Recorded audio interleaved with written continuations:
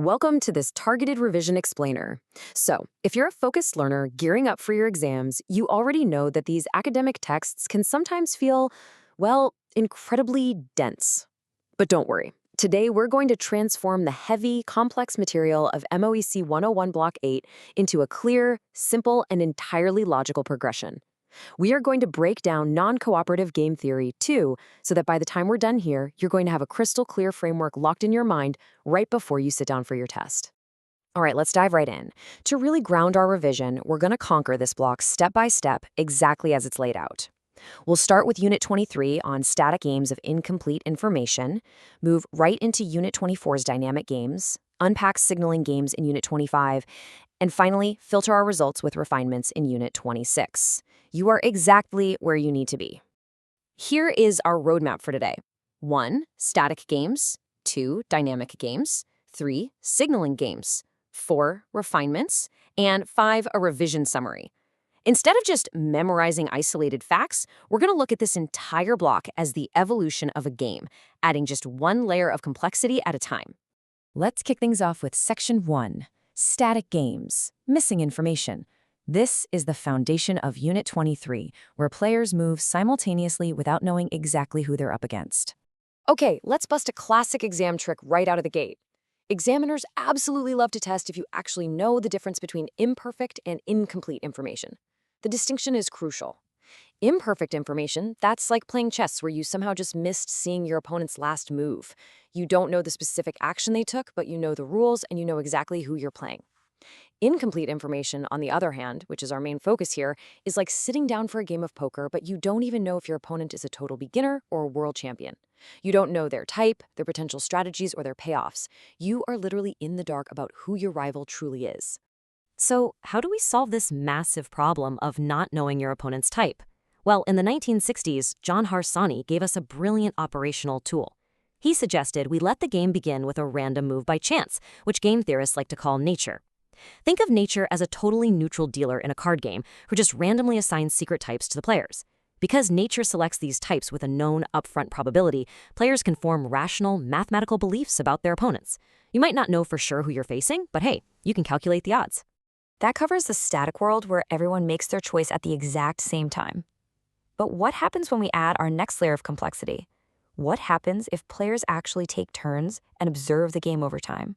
That brings us to Section 2, Dynamic Games, Adding Time. Welcome to Unit 24, where sequences matter and we have to update our beliefs as the action unfolds. In this new, dynamic environment, we need a new solution, and it comes with a pretty intimidating name, the Perfect Bayesian Equilibrium, or PBE.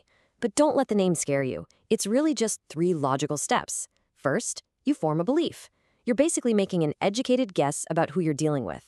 Second, sequential rationality. You make your absolute best move based on that guess and what you expect the other person to do. And third, consistency. When your opponent finally makes a move, you use a mathematical formula called Bayes' rule to update your guess based on this brand new evidence. See? It's just having a belief, acting on it optimally, and logically updating it when you see new evidence. Simple. Let's keep building. Section 3, Signaling Games, Sending Messages. This is Unit 25, where we add intentional communication into the mix. Now, a signaling game follows a very strict chronological order. First, nature selects the sender's type. Second, the sender privately observes their true type, while the receiver stays totally in the dark. Third, the sender intentionally picks a message, a signal, to send. And finally, the receiver takes an action based on that signal. A perfect real-world example from your textbook is Michael Spence's job market model. Nature decides if a worker is high or low productivity. The worker knows their true ability and goes through years of grueling schooling to get a degree. That degree, that's the signal. The employer, the receiver, then sees that signal and chooses the appropriate wage. Now, depending on how much truth that signal actually conveys, we get one of 2 outcomes. In a pooling equilibrium, everyone just acts the exact same way. If both high and low productivity workers can easily get the exact same college degree, the signal is absolutely useless. It reveals nothing to the employer. But in a separating equilibrium, it's way too hard or expensive for the low productivity worker to get that degree. So only the high productivity worker sends the signal. This separates the types and reveals the hidden truth. Keeping these 2 concepts distinct in your mind is an absolute must for exam day.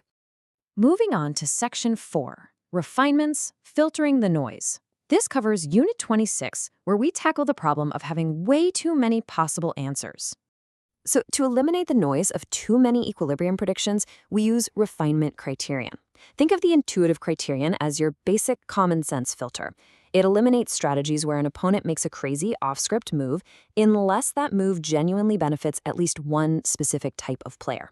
If a move makes zero sense for a low productivity worker under any circumstances, we just logically assume they didn't make it. The D1 criterion goes even a step further. It looks at that off-script move and assumes it was made by the specific type of player who had the absolute most to gain from it. Essentially, we are just deleting the mathematical noise to zero in on logical human behavior. And here we are at Section 5, the Ultimate Revision Summary. Let's pull everything we've learned together into one clear picture. If you're going to take a mental screenshot today, this is it. Here is the entire evolution of the game, summarized perfectly in 4 simple sentences for your revision. Unit 23, we don't know the rival's type, so nature deals the cards. Unit 24, we take turns, so we must logically update our beliefs using Bayes' rule. Unit 25, we intentionally send signals to prove our hidden type to a receiver. And Unit 26, we use criteria to filter out the illogical, noisy predictions. It is an incredibly logical progression of just adding one single layer of complexity at a time. So, as we wrap up this explainer, I want to leave you with a question to test your readiness. When you sit down, open up your exam paper and read that very first game theory scenario, which level of complexity are you going to recognize first? Will it be a static game of incomplete info, or will you immediately spot the telltale signs of a signaling game? Keep this structured framework fresh in your mind, and you are going to easily decode whatever the examiners throw at you. Good luck with your studies, and keep learning effectively.